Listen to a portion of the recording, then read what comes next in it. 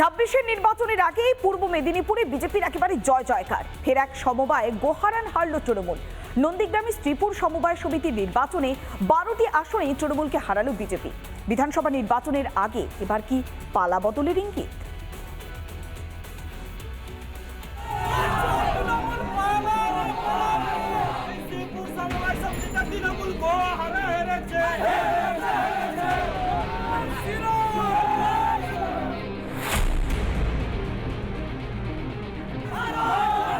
ছাব্বিশের বিধানসভার আগে শুভেন্দু অধিকারীর গড়ে ফের ফুটল পদ্ম।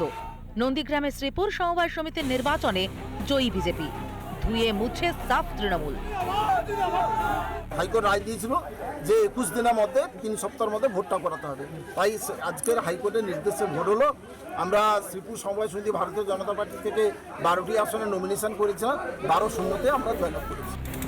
নন্দীগ্রাম 1 নম্বর ব্লকের ভেকুটিয়া গ্রাম পঞ্চায়েত এলাকায় শ্রীপুর সমবায় সমিতি 12 আসনের 12টিতেই প্রতিদ্বন্দ্বিতা করে তৃণমূল বিজেপি।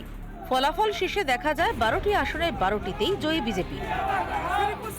নন্দীগ্রামে এখানে পুলিশকে তৃণমূল কংগ্রেস তারা বড় পার্টি অফিসে করেছে এবং সঙ্গে নিয়ে এই ভোটগুলো বন্ধ করেছে। কিন্তু পুলিশকে নিয়ে ভোটটা সাময়িক বন্ধ করতে পারে, কিন্তু হাইকোর্টের নির্দেশে ভোটগুলো হচ্ছে সবগুলোই তৃণমূল কংগ্রেস হচ্ছে।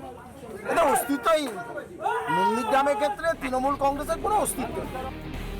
আদালতের অনুমতিতে সম্পন্ন হওয়া এই ভোটে বিজেপির জয় জয়কার যেন কাঁটার মতো বিদ্ধ করছে তৃণমূলকে। এই জয় অবৈধ অর্থ, পর্যাপ্ত পরিমাণ মদ এবং প্রত্যেক দিন হচ্ছে মাংসের যে ব্যবস্থা, এটা তারই জয়। দিন কয়েক আগে খেজুরের কামারদা দেউলবাড়ি সমবায় সমিতির নির্বাচনে দাপট দেখায় গেরুয়া শিবির। 8টি আসনেই ছিনিয়ে নিয়েছিল বিজেপি সমর্থিত প্রার্থীরা। নন্দীগ্রামের কালীচরণপুর কৃষি উন্নয়ন সমবায় সমিতিতে 12-0 ব্যবধানে জেতে বিজেপি। খেজুরির দ্বারিকানাথ সমবায় সমিতিতেও 9-0 ব্যবধানে তৃণমূলকে হারায় গেরুয়া শিবির। ফাঁস হয়ে গেছে তৃণমূলের দুর্নীতির পর্দা। মানুষ যে তৃণমূলের দিক থেকে মুখ ফেরাচ্ছে তারই নজির দেখা যাচ্ছে নন্দীগ্রামে। রিপাবলিক বাংলা। একদিকে নন্দীগ্রামে শ্রীপুরে যেখানে ফুটল পদ্ম, আবার অন্যদিকে সমবায় নির্বাচনকে কেন্দ্র করে মনোনয়ন জমা পর্বেই অশান্তির ঘটনা ঘটছে। বিরোধীদের মনোনয়ন জমা না দিতে দেওয়ার অভিযোগ উঠে আসছে। মনোনয়নে অশান্তিতে সিঁদুরে মেঘ দেখছেন পশ্চিম মেদিনীপুরের গৌড়া সমবায়ের গ্রাহকরা। ইতিমধ্যেই শুরু হয়ে গিয়েছে টাকা তোলার হিড়িক। শেষ 10 দিনে 2 কোটি টাকা তুলে নিয়েছেন গ্রাহকরা। কথায় আছে, ঘরপোড়া গরু সিঁদুরে মেঘ দেখলে ডরায়। পশ্চিম মেদিনীপুর জেলার গৌড়া সমবায় সমিতির গ্রাহকেরাও কি সিঁদুরে মেঘ দেখছেন? শেষ 10 দিনে সমবায় সমিতি থেকে প্রায় 2 কোটি টাকা তুলে নিলেন গ্রাহকরা। যারা নির্বাচনে নমিনেশনে 1 লক্ষ দাখিল করেছে তারা ক্ষমতায় এলে কি করবে, এই তাদের গচ্ছিত টাকা তারা নিরাপদ মনে করেনি, তাই মানুষ ফিরে ফিরে তারা তার চলে যাচ্ছে। এটা তো আলাদা আতঙ্ক ভয়ে দিদি কোনো কিছু একটা করতে পারে, হ্যাঁ, বন্ধ করে দিতে পারে আমাদের কৃষি। তাহলে কি সমবায় আর ভরসা রাখতে পারছেন না গ্রাহকরা? নিজেদের কষ্টার্জিত পুঁজি বাঁচাতে তাই তড়িঘড়ি টাকা তোলার হিড়িক। যেখানে টাকা মানে নমিনেশন তুলতে দেওয়া হয়নি, হ্যাঁ, মারপিট গন্ডগোল হয়, তাহলে সেই নামে টাকাটা রাখবো কি ভরসা? টাকা থাকবে? আপনি ভাবছেন যে আমার সুরক্ষিতভাবে টাকাটা থাকবে? হঠাৎ করে কেন গ্রাহকরা ভরসা হারাচ্ছেন? কয়েকদিন আগে সমবায় সমিতিতে নির্বাচনের জন্য মনোনয়ন জমা নেওয়া হয়।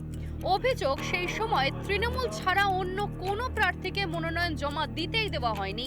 মনোনয়ন জমা নিয়ে তৃণমূলের হিংসাতেই কি ভরসা হারাচ্ছে সমবায়? শাসক দল এবং প্রশাসন দুটো এক হয়ে সেখানে বহিরাগত সমস্ত গুন্ডাদের আমদানি করে বিরোধীদের একবারে ওখানে সমিতিতে নমিনেশন করতে দেয়া হলো না। এই থেকে মানুষের মধ্যে একটা আতঙ্ক তৈরি হয়েছে। সমবায়ে টাকা তোলার হিড়িক, এদিকে সিপিএম কে দুষতে ব্যস্ত তৃণমূল। এই ক্ষেত্রে আপনাদের অহেতুক সিপিএম এর কথায়, সিপিএম যেহেতু ক্ষমতাচ্যুত হয়ে গেছে, এরা মানুষকে বিভ্রান্ত করার চেষ্টা করছে এবং তৃণমূল কংগ্রেস খারাপ, তোমাদের টাকা সব হচ্ছে যে গিয়ে হচ্ছে তৃণমূল কংগ্রেস নিয়ে নেবে, এই জিনিস হতে পারে না।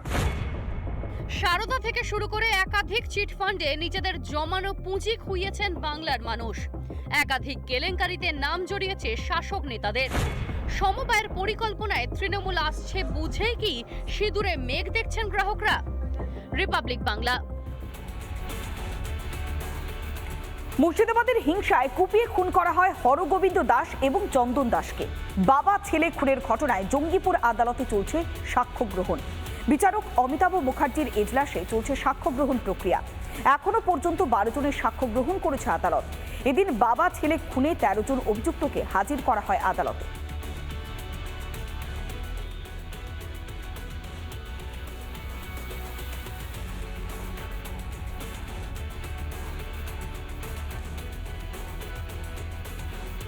নানা ধরনের কন্টেন্ট দেখার জন্য লাইক করুন, শেয়ার করুন আমাদের ফেসবুক পেজ, সাবস্ক্রাইব করুন আমাদের ইউটিউব চ্যানেল।